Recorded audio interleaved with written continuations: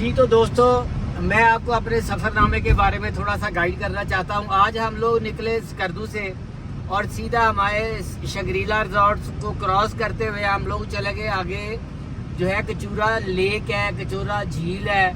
آپ یقین کریں اتنا مزہ آیا ہے کہ اس کے چاروں طرف خشک پہاڑ ہیں۔ میں اپنی ویڈیو میں آپ کو دکھاؤں گا کہ چاروں سائڈوں کے اوپر خشک پہاڑ ہیں، کسی سائڈ سے کوئی آبشار اس میں نہیں آ رہی۔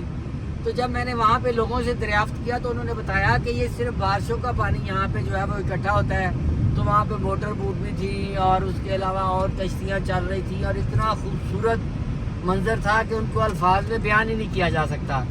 تو یہاں پہ ان علاقوں میں جب آپ آئیں تو ایسے علاقوں کو ضرور ایکسپلور کریں جن میں بہت زیادہ جو ہے وہ اللہ کی قدرت کے حسین مناظر جو ہے وہ نظر آتے ہیں، اور بندہ سوچتا ہے کہ یا اللہ یہ تیرے ہی آسرے پہ یہ سارا نظام چل رہا ہے، یہ جتنے پتھر کے پہاڑ ہیں یہ بھی تیرے حکم کے پابند ہیں، یہ جو لیک یہاں پہ بنی ہے وہ بھی اسی کے پس منظر میں ہیں۔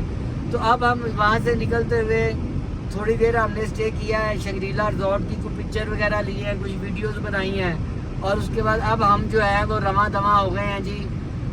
کوشش کریں گے کہ ہنزا پہنچ جائیں۔ اگر فیملی کے اندر تھوڑا سا بھی اسٹیمنا ہوا، جوش و جذبہ ہوا تو ہم انشاءاللہ ضرور آج جو ہے وہ ہم وادی ہنزا پہنچیں گے، نہیں تو گلگت اسٹے کریں گے اور گلگت کے بھی حسین نظارے اور منظر جو ہے وہ آپ کو دکھائیں گے۔ Thank you.